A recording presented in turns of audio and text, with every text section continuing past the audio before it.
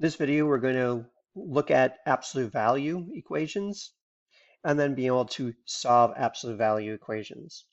So first off, what do they mean by absolute value? Absolute value is just the distance from zero. And when we measure something, the distance of something is always going to be a positive number. So when we're working with absolute value, we're always going to be looking at a positive value from one point to another. So how are we going to solve these absolute value equations? Step one, we're going to get the absolute value expression by itself. Step two, we're going to write the two absolute value equations equal to the positive and negative value. And it's actually not going to be two absolute value equations. It's just going to be two equations equal to a positive and a negative value. And then we're going to solve for the variable. So example one says the absolute value of negative 1/2 b minus 2 is equal to 10. So that means they're saying whatever negative half b minus 2 is, that's going to be 10 steps away from 0. So I have to find it to the right of 10 steps to the right of 0 and 10 steps to the left of 0. So right now, my absolute value is by itself. There's no other number in front of the absolute value or right after the absolute value on that side of the equation. So since that is already by itself, we're going to write two equations. One to the positive value. So I'm going to write this as negative 1/2 b minus 2 is equal to 10. So that's my positive value. And on the other side, it's going to be negative 1/2 b. Let me write that a little bit better here. So I'll put this over here. So 1/2, negative 1/2 b minus 2 equal to the negative value of negative 10. And then we're going to just solve each one for b. So I need to get the b by its negative 1/2 b by itself. So I'm going to add 2 to both sides.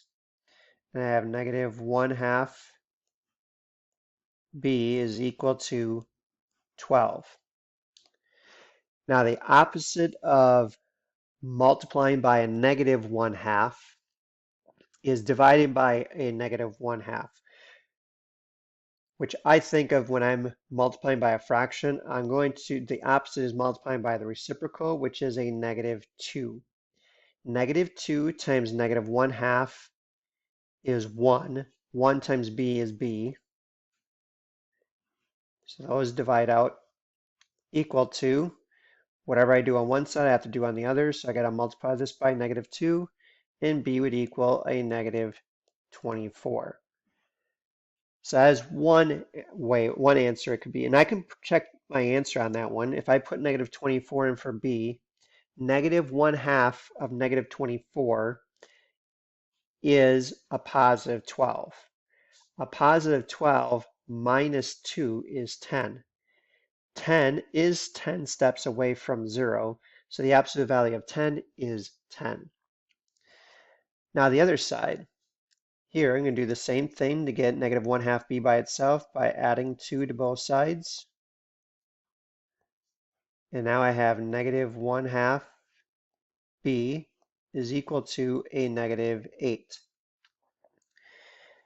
The opposite of multiplying by negative 1/2 is divided by negative 1/2, which really means I'm multiplying by negative 2.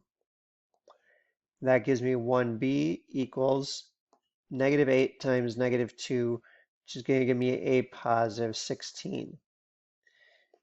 So if I want to check my answers on that one, I would have negative 1/2 of 16 is negative 8. Negative 8 minus 2 is negative 10. Negative 10 is 10 steps to the left of 0.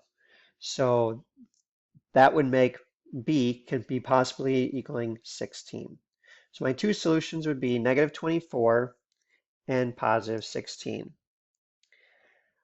Our second example. Here we have 2 times the absolute value of h minus 3 equaling 8. Now here we need to get the absolute value by itself because it's not. So the first thing I'm going to do is get this 3 to the other side. I'm going to add 3 because the opposite of subtracting 3 is adding 3.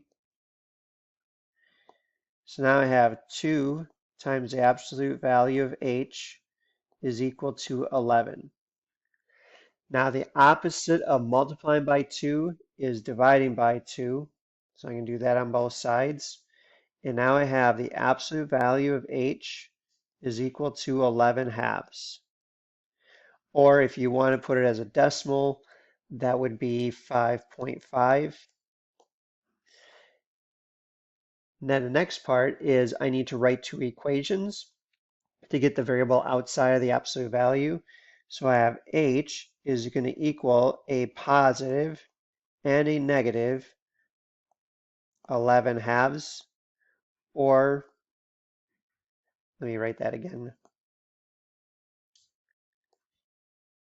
So a positive and negative 11 halves, or you could write it as a positive and negative 5.5.